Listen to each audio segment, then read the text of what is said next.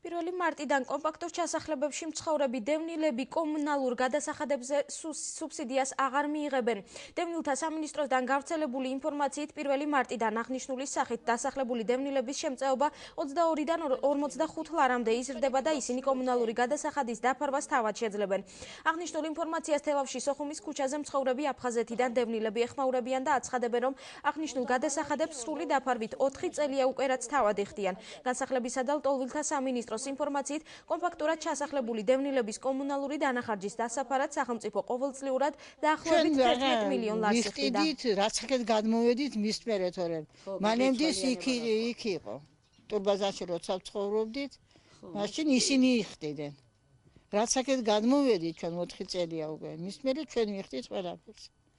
დენი, გაზი, ყველაფერს ჩვენ მიხდით.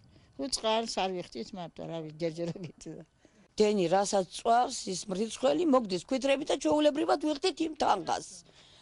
ასევე ანალოგიურად გაზზე, როგორც და 28 ლარი კი არა 22 ლარი ქონდა მაშინ, როდესაც ვიხდით და ეხლა 45 ჯერჯერთი 45 ლარი გაგვიხადეს კი.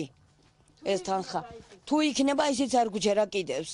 45 ლარი რა არის ჯერერთი ეხლანდელ დროში. გაეხადათ ერთი 60 ლარი მაინც გამაორმაგე თუ ამბობენ და ორმაგი როგორ არის? ორმაგია 56 ლარი.